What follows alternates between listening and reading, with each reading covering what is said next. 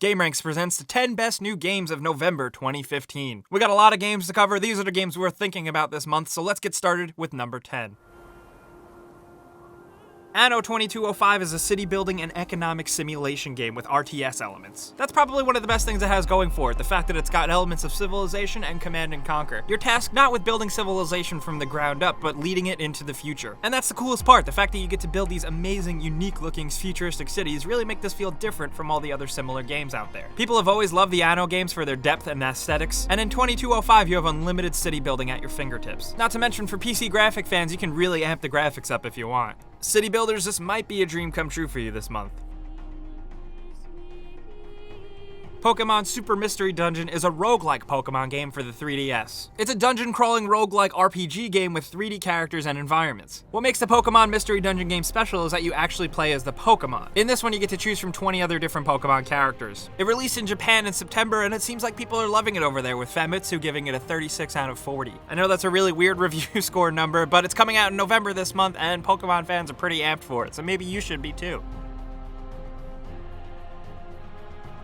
Speaking of 3DS games, this time in North America, we're getting Yokai Watch for the first time. Yokai Watch is absolutely huge in Japan and has been hugely anticipated in other territories since. It's a 3DS game in which you explore the world using your Yokai Watch to discover more than 200 yokai. These are little things that you befriend and turn them into a team to battle other yokai. Each yokai has its own skills and strength to solve daily problems. Does it sound a little familiar? Well, that's because it is, but it's a winning formula, people are addicted, people are hyped, and I know personally I can't wait to get my hands on it on 3DS this month.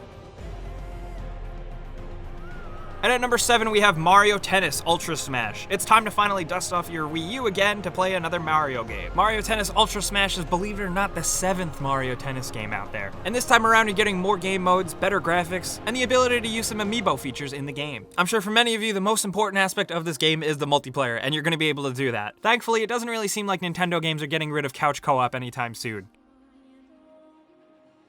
And at number 6, starting off the beginning of November, we have the release of the new Need for Speed game titled simply Need for Speed. This is the next-gen Need for Speed game that looks like a bit of a return to form and a spiritual successor to the Need for Speed Underground series. It features a single-player career and adventure mode, including FMV sequences, or actual live-action acted-out sequences, which could either be really cool and harkening back to 90s games, or be incredibly awkward. That being said, the racing and customization this time around looks better than ever. And after so many years since Need for Speed Underground 2, I am ready to get back and add spoilers to my ridiculous car. I'm really hoping this one is good.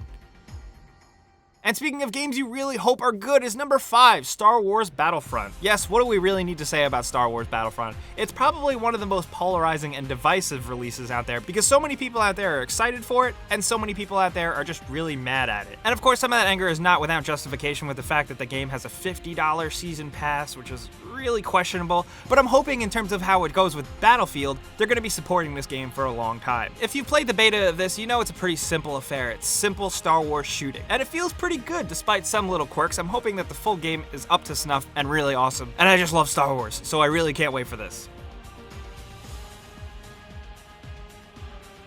And at number 4, we have Starcraft 2 Legacy of the Void. Yeah, it feels like Starcraft 2 released so long ago, but here's the third and final expansion to the game, Wings of Liberty. Legacy of the Void is adding a bunch of new features, and the one mode that I'm the most excited to play is co-op missions. You can play these co-op missions regardless of your skill or playstyle with a friend, and you actually get one of 6 commanders to choose from to control on the battlefield. So for example, if you choose Kerrigan to control your army, you could actually directly control Kerrigan and use her powers. I don't know about you guys, but I think that sounds like a dream come true for Starcraft fans. If you've been waiting for a campaign to focus on the Protoss, this is your time to jump back into Starcraft. And at number 3, we have Rise of the Tomb Raider. This is, as of right now, the Xbox One exclusive that you can only play right now on Xbox, and you're gonna have to wait a year to play it on PlayStation 4. So for the time being, if you got an Xbox One, you're pretty lucky, because this game looks totally awesome. Sure, with better graphics, but gameplay-wise with the bow and arrow stuff, it might seem like a little bit more of a rehash of the original new Tomb Raider game, but that game was absolutely awesome, so I'll take more of that. This time around, you take up a more experienced Lara Croft as she travels to Siberia and Syria in the search of some ancient hidden secret stuff. She's also probably gonna raid some tombs here and there. These games are awesome for me, and I put them right up there with Uncharted neck and neck, so I cannot wait to play Rise of the Tomb Raider.